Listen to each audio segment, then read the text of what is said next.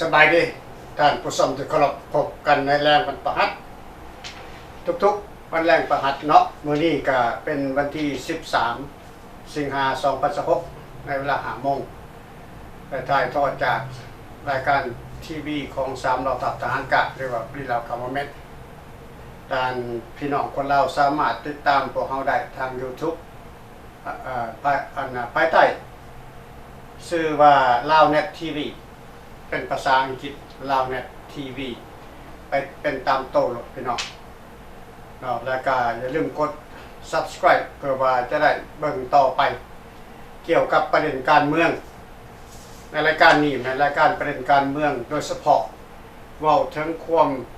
โหดร้ายของรัฐบาลสปป.ลาวเว้าถึงความเผด็จการของรัฐบาลสปป.ลาวที่ครองอำนาจมาได้50 ปีแล้วก็เว้าถึงการจะเปลี่ยนแปลงการปกครองในอนาคตอิงใส่ตามสนธิสัญญาเวียงจันทน์ที่เราได้บอกกันทุกครั้งในโครงการ18 ข้อที่ได้เส้นรวมกันทั้ง3ฝ่ายสายกลางและขวาอิงใส่ตามสนธิสัญญานั้นก็คือความสามัคคีชาติปรองดองชาติอยู่ภายใต้การนำพาของรัฐบาลราชอาณาจักรลาวแต่สุดท้ายก็ถูกเปลี่ยนแปลงฝ่ายคอมมิวนิสต์ได้ยกเลิกสนธิสัญญาโครงการ18 ข้อแล้วก็เปลี่ยนไปเป็นระบอบคอมมิวนิสต์โดยเอาลัทธิมาร์กซิสต์เลนินนั้นเข้ามาปกครองประเทศลาวเลิกล่มรัฐบาลฝ่ายขวาและก็เค้นฆ่ารัฐบาลฝ่ายขวาจับกุมคุมขังทรมานใส่แรงงานรัฐบาลฝ่ายขวาและก็ยุบเงินรัฐบาลฝ่ายขวารัฐบาลราชอาณาจักรลาวนั่นแหละก็ยุบเงินปิดเงินรัฐบาลราชอาณาจักรลาวฝ่ายขวาซึ่งโลกเขาบ่ได้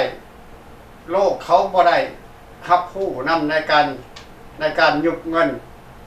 รัฐบาลฝ่ายราชอาณาจักรลาวเงินของรัฐบาลราชอาณาจักรลาวยังมีค้ำประกันอยู่ในธนาคารโลกในปี1975ซึ่งดอลลาร์หนึ่งกับประมาณ30 กีบในเมื่อก่อนพี่น้องดอลลาร์หนึ่งประมาณ30 กีบใน1975แต่รัฐบาลใหม่ขึ้นมาคือรัฐบาลเผด็จการคอมมิวนิสต์ซึ่งบ่ฮู้คุณค่าของเงินบ่ฮู้คุณค่าของเงินแล้วก็บ่จักการดำเนินการเศรษฐกิจบ่จักการปกครอง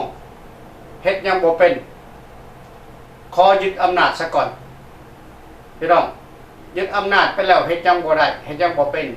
ก็มาเรียกร้องขอความกรุณาจากรัฐบาลภายครัวบางภาคส่วน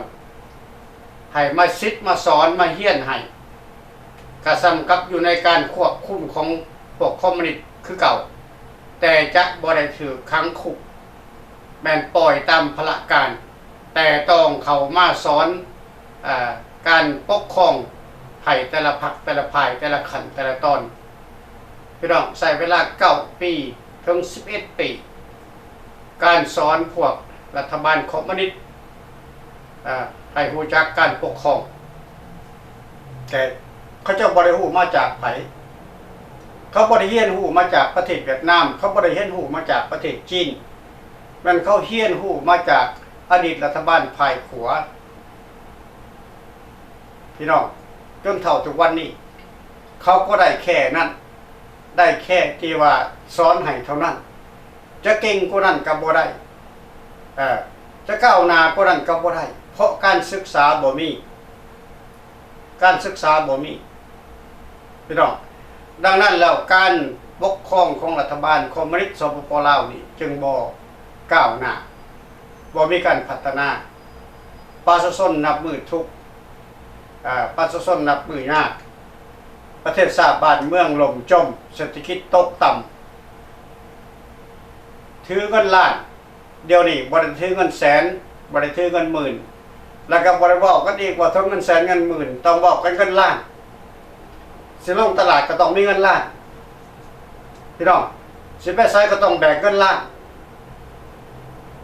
ซึ่งมันบ่มีในประเทศอื่นๆน่ะมีแต่ประเทศลาวเท่านั้นฉะนั้นแล้วพวกเขาควรจะมาคิดนำกันพวกคณะรัฐบาลสปป.ลาวควรจะมาคิดนำกันเข้ามารวมกันถ้าพวกสหายบ่มีความสามารถจะปกครองประเทศลาวได้บ่มีความสามารถจะนำพาประเทศลาวไปสู่ความเจริญรุ่งเรืองได้ก็ลาออกจากการปกครองหรือว่าจะเข้ามาร่วมมือกันในการฟื้นสนธิสัญญาเวียงจันทน์ขึ้นมาใหม่ให้ประชาชนเป็นผู้เลือกว่าภายใดจะได้คะแนนสูงกว่ากันภายใดจะได้คะแนนหลายกว่ากันลองเบิ่งรัฐบาลคอมมิวนิสต์พวกสหายลองเบิ่งพวกสหายญาติหยังข้าพเจ้าคิดว่าพวกท่านสหายนี่กลัวอะไรกลัวถึงความเสียเปรียบเทียบหน้ากลัวถึงการเสียอำนาจแต่จะบ่มีพลังในการกดขี่ข่มเหงประชาชนอีกต่อไป50 ปีแล้วสหายทั้งหลายควรจะเข้าใจถึงน้ำใจของประชาชนได้แล้วควรจะเข้าใจถึงความทุกข์ทรมานของประชาชนทั้งประเทศได้แล้วควรจะหลีกให้ประชาชนมีสิทธิ์มีอำนาจในการเลือกตั้งผู้นำคนใหม่ขึ้นมาพี่น้องแต่ตามแนวคิดของข้าพเจ้าไปแล้วพวกนี้จะบ่มีวันจะเปลี่ยนแนวคิดบ่มีวันจะให้ปล่อยให้ประชาชนมีประชาธิปไตยในการปากเว้ามีประชาธิปไตยในการออกสิทธิ์ออกเสียงคือสิบ่มีอีกต่อไปแล้วพี่น้องดังนั้นพวกเข้าใน3เหล่าทัพทหารกล้าพร้อมด้วยรัฐบาลราชอาณาจักรลาวที่อยู่ภายใต้การนำพาของรัฐบาลฟรีลาวกับบเวนในปัจจุบันนี้พวกเขาจึงออกมาต่อสู้กับความเป็นธรรมต่อสู้กับความที่บ่ถูกต้องจากภายรัฐบาลคอมมิวนิสต์ที่เขายึดอำนาจ50 ปีแล้วบ่มีการเปลี่ยนแปลง50 ปีแล้วบ่มีการเลือกตั้ง50 ปีแล้วบ่มีการพัฒนาแก้ไขความทุกข์ยากของประเทศชาติบ้านเมืองและมันก็ถึงเวลาที่พวกเขาคนลาวอยู่ในประเทศพร้อมด้วยคณะของรัฐบาลบางภาคส่วนควรจะหันหน้าเข้ามาพบกับรัฐบาลฝ่ายขวาได้แล้วรัฐบาลฝ่ายขวาซึ่งมีผู้นำพาภายใต้การนำพาของรัฐบาลฟรีลาวกับบเวนและเนื้อไปกว่าหันก็แม่นเสื้อสาดราชวงศ์ภาคใต้เพิ่นก็ได้ออกมาร่วมพลังกับรัฐบาลฟรีลาวกับบเวนเพื่อจะนำเอาโครงการ18ข้อสนธิสัญญาเวียงจันทน์ขึ้นสู่ศาลโลกเพื่อฟ้องร้องรัฐบาลเถื่อนที่กุมอำนาจมา50 ปีเพื่อให้มีการเลือกตั้งแบบเสรีประชาธิปไตยเกิดขึ้นในประเทศลาวให้มีนานาชาติองค์การสากลเข้าไปเป็นคณะกรรมการรักษาความปลอดภัย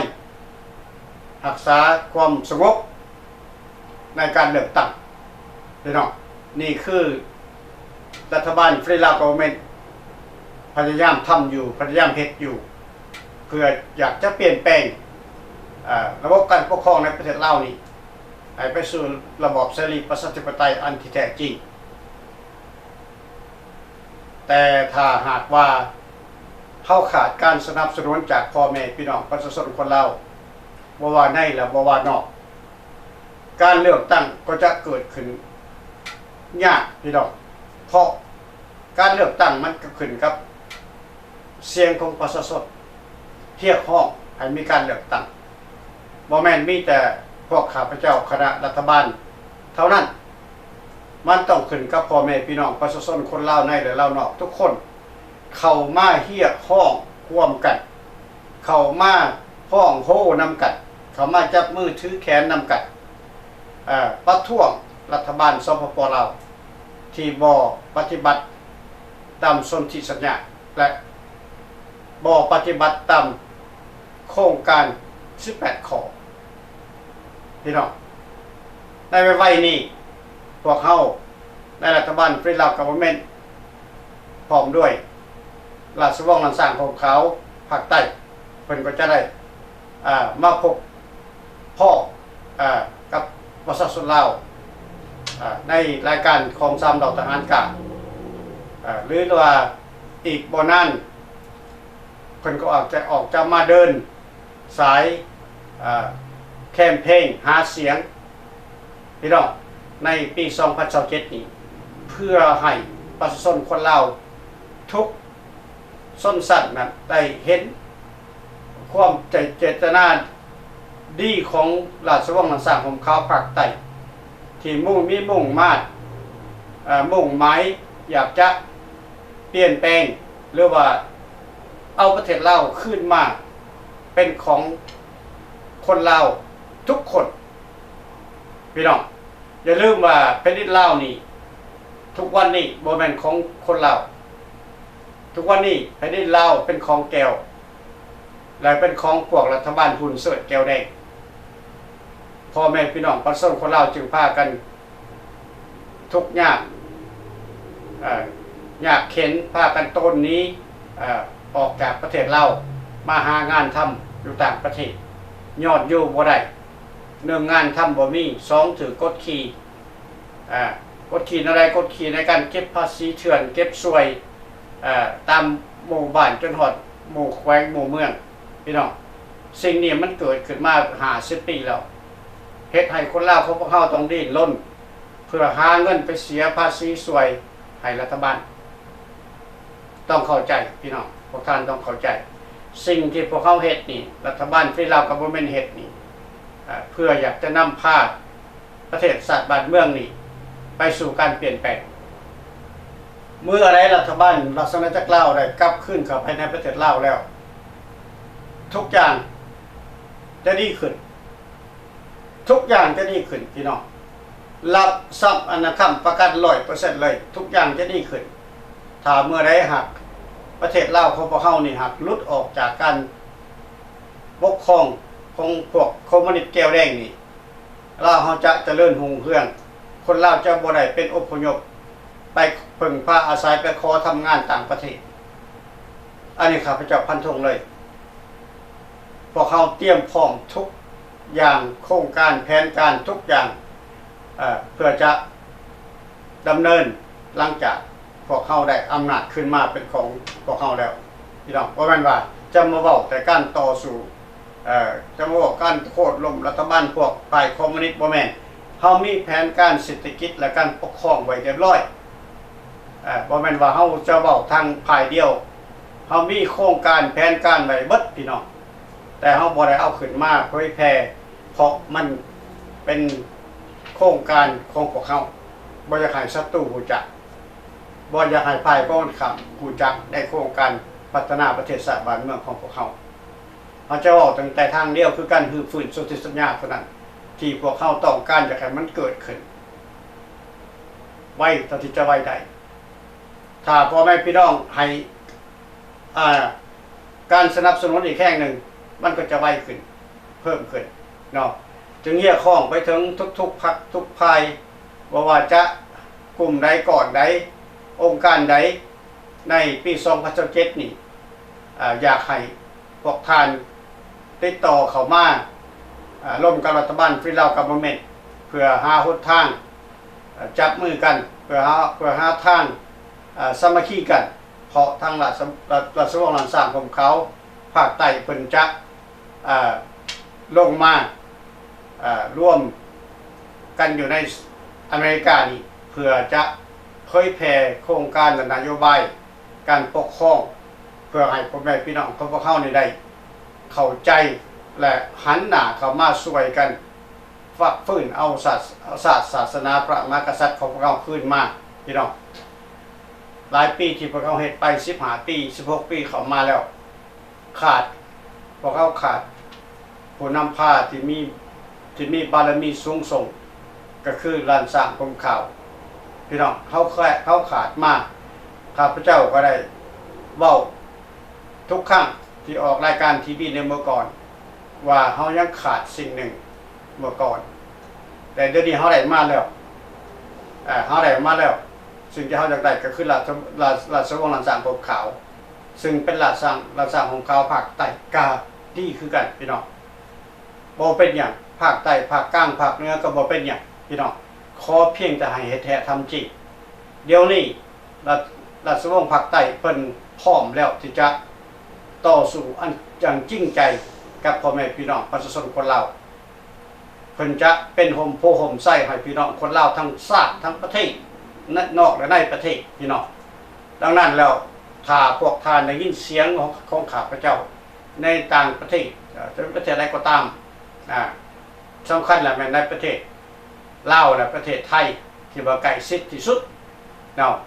ขอให้พวกท่านนั้นจงพากันพ่อเพียงพ่อจัดกลุ่มจัดก่อนกันไว้ผู้จักมีซัมโมโนขั้วกันเมียนเพราะว่าเมื่อได้หักหลานสร้างของเขาภาคใต้เพิ่นพ่อทุกอย่างพ่อประชาชนพ่อเพิ่นก็จะอาจจะไปเยี่ยมยามพวกท่านเมื่อไปเยี่ยมยามพวกท่านแล้วแน่นอนต้องมีของช่วยเหลือต้องมีการติดใหม่ติดมือไปหาพวกท่านในประเทศเราคือกันถ้าพวกท่านอยากจะได้การช่วยเหลือจากพวกเฮาจากรัฐบาลฝ่ายขวาพวกท่านก็ต้องจัดการกันไว้จัดกลุ่มจัดก่อนกันเมียนทหารก็มีการช่วยเหลือประชาชนก็มีการช่วยเหลือถ้าพวกท่านต้องการช่วยเหลือการอยู่กินอาหารการกินบ่ได้ขาดเคินบ่อะไรบ่พวกท่านก็เขียนคำห้องไว้แล้วก็ยื่นมาตามสายของพวกท่านทีวีพวกเขามีให้พวกท่านติดต่อสถานีพวกเขาไว้พวกท่านเบิ่งแล้วก็ติดต่อเข้ามาว่าคนลาวอยู่ในประเทศนั้นมีหลายประเทศที่เทียบข้องหรือว่าโลกการช่วยเหลือจากรัฐบาลภายขวานี่เพราะเขาพร้อมแล้วพี่น้องเพราะเขาช่วยเหลือพวกท่านได้แท้จริงบ่ท่านเล่าถ่าจนก่อนมีการเปลี่ยนแปลงดอกเอาแต่ตอนนี้ไปก่อนเริ่มต้นไปก่อนในระยะนี้ถ้าพวกท่านต้องการช่วยเหลือเดี๋ยวนี้เราเห็นแล้วประเทศลาวนี่น้ำท่วมจนบ่มีบ่อนจะอยู่เลยเดียวนี่นะท่วมแห้งกว่าทุกครั้งที่มันผ่านมาได้20 ปีผ่านมาสุดนี้นี่มันท่วมแห้งที่สุดพี่น้องแล้วพวกท่านเห็นบ่ว่าภาครัฐนี่ได้ขี่เรือเอาธงชูชีพไปย้ายให้พ่อแม่พี่น้องประชาชนบ่มีเห็นภาครัฐนี่ออกไปช่วยปกป้องประชาชนย่านตกน้ำตายมีบ่มีเงียบพี่น้องเงียบปั้นแก้วตายให้ประชาชนต้องพึ่งพาอาศัยตัวเองอันนั้นเขาบอกว่ารัฐบาลเขาบ่ได้ว่าห้องว่ารัฐบาลเขาว่าพวกช่วยโอกาสพวกก่อการให้นะพวก11องค์การพวกสแกมเมอร์ทุกอย่างแหละพี่น้องเขาจะไล่เขาในหันบัดอโมแม่นรัฐบาลและพ่อแม่พี่น้องประชาชนคนลาวจะไปล่อเขาเห็นอย่างบ่ต้องล่อเขามาล่อพวกเขานี่ดีกว่าเข้ามาพวกท่านสามารถเข้าถึงพวกเขาได้ติดต่อกันมาตามสายถ้าพวกท่านเข้ามาจริงพวกเขาก็ซอยจริงถ้าพวกท่านเข้ามาหลอกลวงพวกท่านจะบ่ได้ยังจับพวกเขาฮู้ถึงแม้ว่าเขาอยู่ใกล้ไปได้เขาก็ฮู้ว่าพวกท่านคิดจริงหรือพวกท่านคิดปลอมนะเขาฮู้เพราะว่าเขาเฮ็ดการเมืองนี่ในซ้ำเราทหารกล้าหรือว่าพี่เราก็บ่แม่นนี่ต่อสู้มาแต่1975จนทุกวันนี้ข้าพเจ้าลุกขึ้นต่อสู้แต่ข้าพเจ้าอายุ15-16 ปีกิ้งเกือกเรื่อยๆอยู่ป่าอยู่ดงมีกินข้าวมือกินมือบ่กินมือบ่มีกินก็บ่ได้กินก็ต้องได้เก็บหมากไม้ใบไม้กินน้ำป่าน้ำดงไปมื้อใดบ่มีข้าวกินพี่น้องเกือบ5 ปีข้าพเจ้าทนทุกข์ทรมานอยู่ในป่า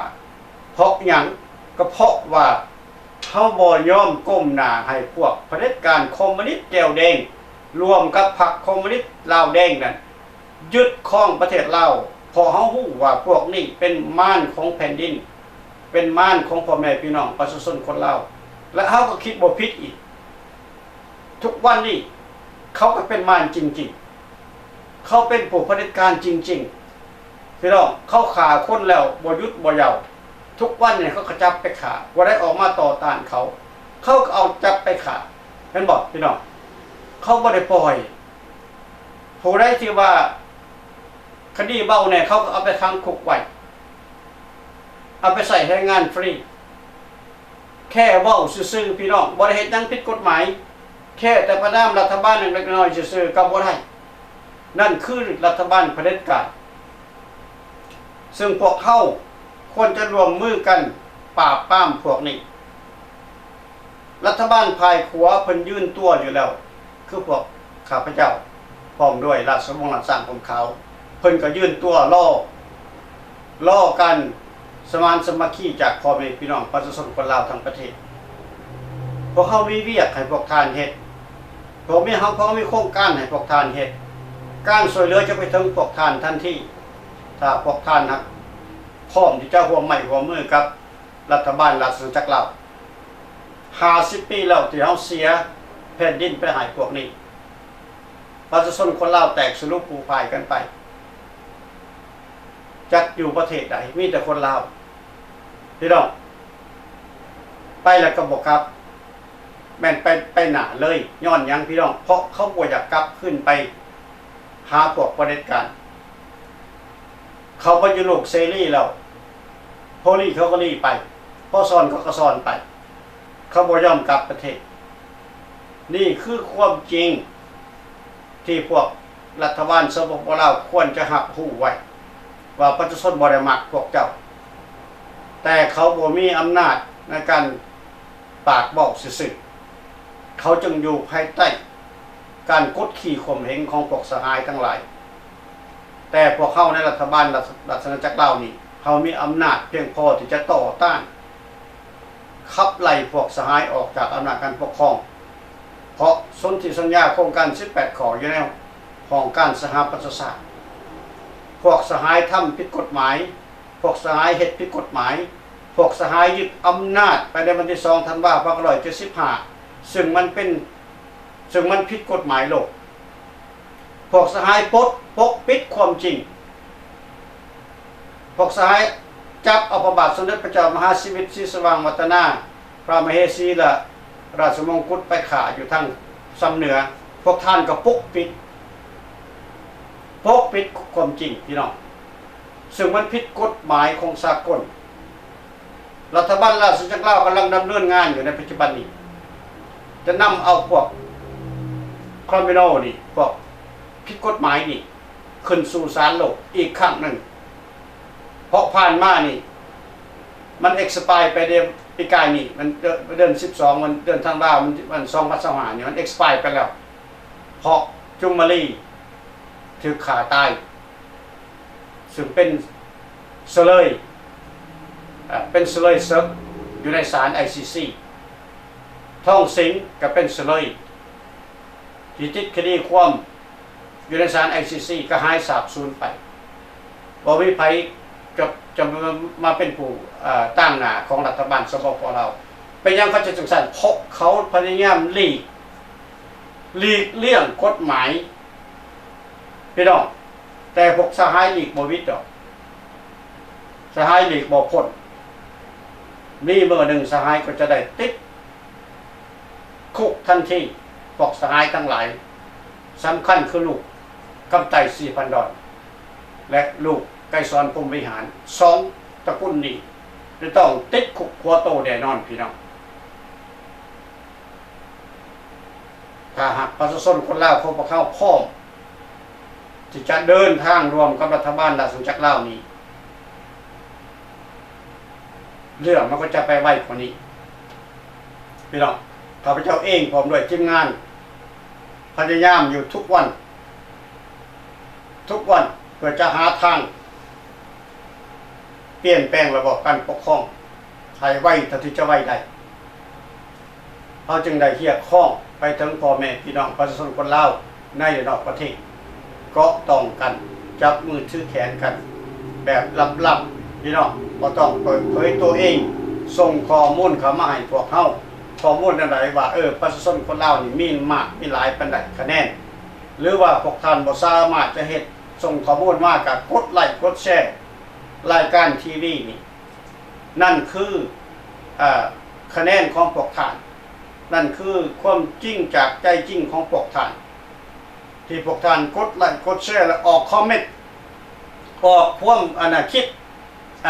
เขียนความคิดลงอยู่ในYouTube นั่นว่าท่านเห็นดีเห็นพ้องกับรัฐบาลราชจักรลาวให้กลับมาปกครองประเทศเราพวกท่านก็เขียนลงในหันนั่นก็คือหลักฐานของฝ่ายเฮารัฐบาลราชจักรลาวเนี่ยจะเอาขึ้นศาลโลกพี่น้องจะเอาขึ้นศาลโลกเพื่อเป็นหลักฐานในศาลโลกนั่นว่าคนลาวในประเทศลาวนั้นต้องการอยากจะเปลี่ยนแปลงระบอบไปสู่ระบอบเสรีประชาธิปไตยโดยมีการนำพาจากรัฐบาลราชจักรลาวและมีพระบาทสมเด็จพระเจ้ามหาชีวิตเป็นองค์ประมุขพี่น้องพวกท่านเขียนสั้นๆก็ได้เขียนว่าพวกข้าพเจ้าพร้อมเห็นดีเห็นงามกับรัฐบาลภายขวารัฐบาลราชจักรลาวให้มีการเปลี่ยนแปลงอะไรไว้นี่เขียนไปแล้วแต่พวกท่านจะเขียนคำว่าใน YouTube ของข้าพเจ้านี่ในช่องLao Net TV นี่เขียนคำมาหลายๆพี่น้องให้มันได้หลายๆนั่นคือหลักฐานที่ข้าพเจ้าอยากจะเห็นว่าคนลาวต้องการอยากจะเปลี่ยนแปลงจริงๆคนลาวอยากจะเห็นรัฐบาลราชจักรลาวนี่กลับคืนไปจริงๆพี่น้องสิ่งที่ข้าพเจ้าห้องอยู่ทุกวันบอกอยู่ทุกวันข้าพเจ้าติดตามเบิ่งอยู่การคอมเมนต์การออกความคิดอยู่ในออนไลน์นี่ข้าพเจ้าก็เบิ่งอยู่ตลอดวันข้าพเจ้าบ่เบิ่งขอให้พวกท่านนะสิ่งเดียวที่พวกเขาเรียกร้องให้พวกท่านก็คือการกดไลค์กดแชร์เขียนลงไปเขียนลงไปยกโป้ให้ขึ้นไปแล้วเขียนลงไปว่าให้มีอยากได้รัฐบาลราชจักรลาวเข้ามาปกครองประเทศเรานั่นคือหลักฐานที่เราจะเอาขึ้นสู่ศาลโลกหรือว่าขึ้นสู่องค์การสากลคือ UN นั่นแหละพี่น้องข้าพเจ้าได้เขียนทุกอย่างรายงานเป็นไปหมดแล้วแต่เราขาดหลักฐานที่จะไปอ้างอิงให้คนรู้ว่าคนลาวต้องการเปลี่ยนแปลงประเทศมีหลายประเทศเขาขาดตัวนั้นเขาไปบ่ได้เขาจึงลังๆล่ออยู่ในปัจจุบันนี้เขาขาดการสนับสนุนขาดการออกสิทธิ์ออกเสียงของพ่อแม่พี่น้องประชาชนคนลาวพวกท่านสามารถลงคะแนนเสียงได้ข้าพเจ้าบอกเรื่อยๆอยู่บ่จะเป็นจะท่องผ่าให้รัฐบาลภายครัวนี่เหยียบเข้าไปในเวียงจันทน์ดอกno ว่าท่านถึงตอนนั้นเอาตอนนี้ซะก่อนให้พวกท่านโหวตมาทางออนไลน์ซะก่อนเขียนเข้ามาทาง Lao Net TV พี่น้อง Lao Net TV ข้าพเจ้าจะเขียนเปลี่ยนใหม่ในหน้าจอของในขั้นต่อไปคือ Lao Net TV เพื่อให้พ่อแม่พี่น้องได้เข้าถึงพวกเฮาเข้าเบิ่ง YouTube พวกเฮาอยู่ในกล้องของรายการหน้าจอมันก็เขียนใส่ Lao Net TV อยู่แล้วแต่บางที่พ่อแม่พี่น้องอาจจะบ่เข้าใจข้าพเจ้าจะได้เขียนLao Net TVใส่ใหม่เริ่มใหม่เพราะว่าข้าพเจ้าแปลกอยู่ว่าเป็นยังคนลาวจึงบ่เข้ามาติส้มหรือว่าเข้ามาสนับสนุนมันไปบ่ถึงพ่อแม่พี่น้องประชาชนแท้จริงบ่หรือว่ามันไปแล้วพ่อแม่พี่น้องประชาชนบ่สนใจบ่ข้าพเจ้าว่ายังบ่ทันฮู้จริงจังเถื่อเนาะการต่อสู้นี่มันมีอยู่2ระบบ3ระบบพี่น้องพวกท่านต้องคิดให้ดีๆว่าพวกเขาจะต่อสู้แบบใดพวกท่านจะต่อสู้แบบใดพวกท่านอยากได้อีหยังการเปลี่ยนแปลงพวกท่านต้องการประชาธิปไตยข้าพเจ้าฮู้ว่าพวกท่านอยากเห็นประชาธิปไตยเกิดขึ้นในประเทศเราเพราะประชาธิปไตยเนี่ยเบิดไป50 ปีแล้วคนลาวบ่มีสิทธิ์มีเสียงในการออกความคิดความเห็นต่อรัฐบาลสั่งมาก็ต้องปฏิบัติใครบ่ปฏิบัติก็ถูกจับหรือถูกใหม่มี2อย่างเท่านั้นก็เพราะว่าบ่มีประชาธิปไตย แต่เมื่อข่าวพวกท่านต้องการประชาธิปไตยพวกท่านก็โหวตเข้ามาทางลาวเน็ตทีวีตีลาวเน็ตทีวีเป็นภาษาอังกฤษใส่พี่น้องอยู่ในโฟนของพวกท่านมันก็มีสิทธิ์เปลี่ยนได้ว่าภาษาอังกฤษภาษาลาวสามารถมีเขียนได้แล้วก็แชร์กันไปสอนกันบอกกันไปพี่น้องกดไลค์กดแชร์ให้หลายๆขึ้นเพื่อให้รัฐบาลภายครัวนี่มีอำนาจในการต่อรองกับสากลถ้าเมื่อได้สากลเห็นหลักฐานแล้วมีพยานแล้วว่าคนลาวนี่หลายล้านคนที่พร้อมจะให้มีการเปลี่ยนแปลงพร้อมที่จะให้รัฐบาลภายราชจักรลาวกลับคืนไปพี่น้องมันก็เกิดง่ายเดี๋ยวนี้เฮายังไปบ่ได้ย้อนเฮาบ่มั่นใจนำประชาชนคนลาวนั่นคือข้อหนึ่งข้อสองก็เฮาบ่มั่นใจหลายๆอย่างเฮาบ่มั่นใจจากประชาชนแล้วเฮาก็บ่มั่นใจกับคนทั่วไปอยู่คนลาวเฮาทั่วไปบัดต้องการแนวใดต้องการอยากอยู่ภายใต้การปกครองของลัทธิคอมมิวนิสต์อยู่บ่หรือว่าต้องการอยากจะเห็นรัฐบาลฝ่ายขวานี่กลับขึ้นมามีอำนาจเหมือนเดิมอำนาจของรัฐบาลฝ่ายขวานี่บ่เหมือนกับอำนาจของรัฐบาลคอมมิวนิสต์รัฐบาลฝ่ายขวาอำนาจของเพิ่นนี่คือปราบปรามพวกส่อราชบังหลวงปราบปรามพวกกินบ้านกินเมืองปราบปรามพวกค้ายาเสพติดปราบปรามพวกส่อโกงปราบปรามทุกอย่างที่เป็นคดีผิดกฎหมายนี่คือรัฐบาลของฝ่ายราชจักรลาวที่เป็นอำนาจของเพิ่นยกสูงประชาชนเอาประชาชนเป็นใหญ่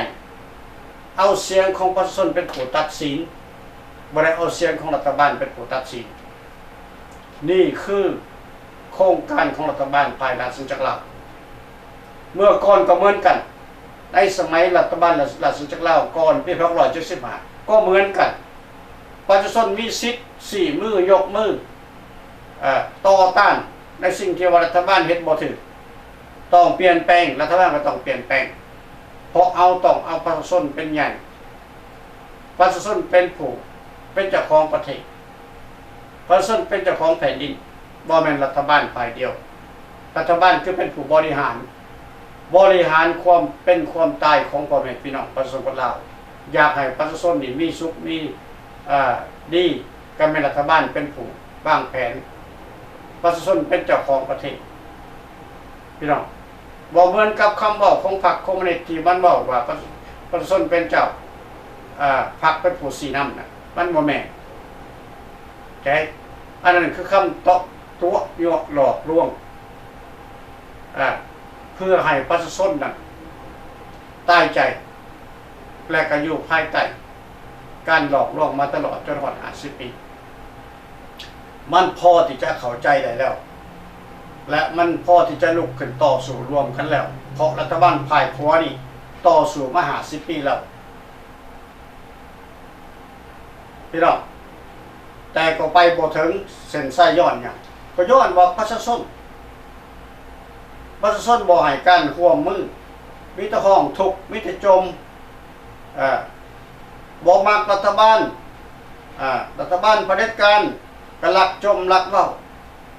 บ่ลุกขึ้นมาต่อสู้รวมกับพวกเขาฉะนั้นแล้วถ้ามันเป็นแบบนี้ต่อไปการต่อสู้ก็ต้องยืดเยื้อยาวนานไปอีกพี่น้องข้าพเจ้าบ่ได้เอาตัวเองดีจักเถื่อข้าพเจ้าบอกได้เลยว่าทุกอย่างมันขึ้นนำพ่อแม่พี่น้องประชาชนพวกเขานี่เป็นนักการเมืองพวกเขาเดินตามแผนเดินตามโครงการให้ถูกต้องตามกฎหมายสากลประชาชนเป็นผู้ตัดสินใจที่อยากจะฮื้อฟื้นความเป็นลาวหรือว่าจะอยู่ภายใต้การนำพาของพรรคคอมมิวนิสต์แก้วแดงทุกวันนี้เขาบ่สามารถที่จะไปบอกท่านได้พวกท่านเป็นผู้ตัดสินใจเอาเองพี่น้องขอบใจในคำขึ้นมื้อนี้เนาะมื้อนี้ข้าพเจ้าขอจบไว้ซ้ำนี้เนาะให้ทุกท่านเก็บกรรมกันไปขอผลต่างๆจากข้าพเจ้าได้บอกไปในมื้อนี้ ไอ้ทุกพักทุกภายนั่นเข้ามาเดี๋ยวนี้ทั้งราชวงศ์ไพขัวปานนี้ราชวงศ์ภาคใต้ปานนี้เพิ่นก็อยากได้ยินจากเสียงจากพ่อแม่พี่น้องประชาชนคนลาวของพวกเขาโหวตเข้ามาโหวตเข้ามานำนั่นลงคอมเมนต์ลงความคิดเข้ามาอยู่ใน YouTube อยู่ภายใต้ลาวเน็ตทีวีขอขอบใจกันนะพบกันใหม่ในอาทิตย์หน้าสวัสดี